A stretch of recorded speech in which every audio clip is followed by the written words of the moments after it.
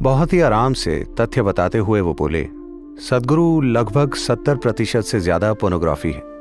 तो पिछले 10 सालों में हम एक अभ्यास चला रहे हैं। अगर आप कुछ अश्लील भी देख रहे हो तब भी सदगुरु सामने आ जाएंगे। Inner engineering. हमारे पास संवाद के जो भी माध्यम हैं उनका इस्तेमाल इंसानों को रूपांतरित करने के लिए जरूर किया जाना चाहिए।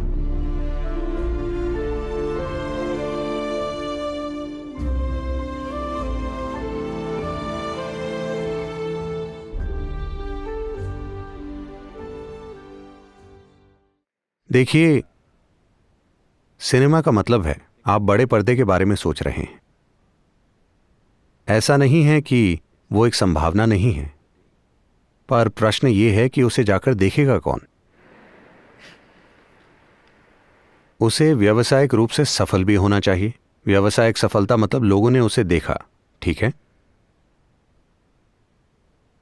एक बार ऐसा हुआ, ये 9-10 साल पुरानी बात है। मैं अमेरिका में था और एक व्यक्ति से बात कर रहा था जो एक विशेषज्ञ हैं इंटरनेट वगैरह के। मैं खुद कभी इंटरनेट पर जाकर कुछ सर्च नहीं करता, मेरे पास उन चीज़ों के लिए समय नहीं होता। तो मैंने उनसे पूछा, लोग क्या देखते हैं? हर कोई अपनी स्क्रीन की ओर देख रहा है, वो क्या देखते हैं? बहुत आराम से, बहुत ही आराम से तथ्य बताते हुए वो बोले, सदगुरु लगभग 70% से ज्यादा अश्लील चीजें। मैंने कहा क्या?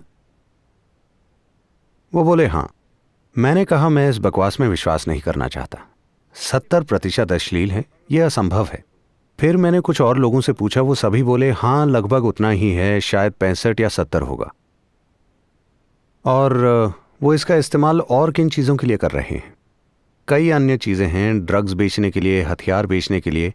पर जिस चीज़ ने मेरे अंदर सबसे ज़्यादा घृणा पैदा की वो ये थी कि इंटरनेट पर हर साल 15 साल से कम उम्र के 16 लाख बच्चे बेचे जाते हैं।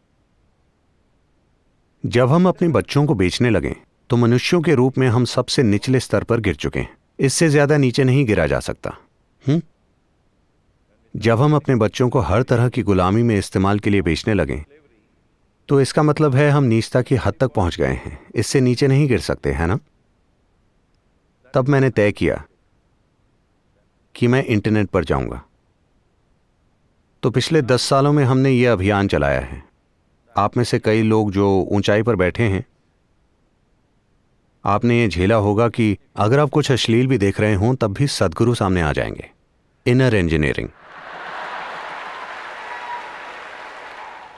मैं ये थोड़े आनंद से कह रहा हूं क्योंकि जब इतनी जबरदस्त तकनीक हमारे लिए उपलब्ध है तो क्या हमें ये करना चाहिए?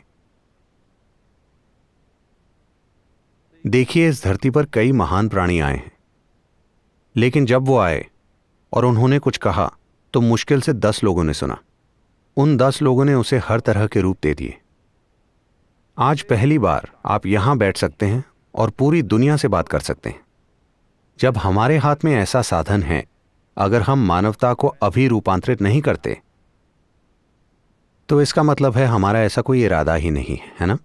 तो आपका सवाल बिल्कुल जायज है, लेकिन क्या हमारे नेचुरल स्टार अध्यात्म पर एक फिल्म बनाएंगे? बायोपिक सदगुरु।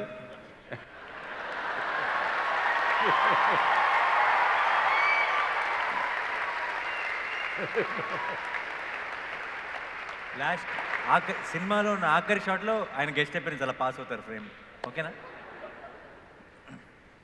तो हमारे पास जो भी माध्यम है, जरूरी नहीं कि वो आध्यात्मिक प्रक्रिया हो।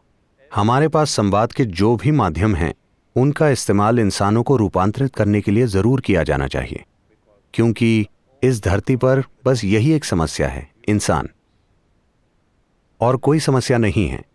हेलो, हाँ या ना? यही एकमात्र समस्या है।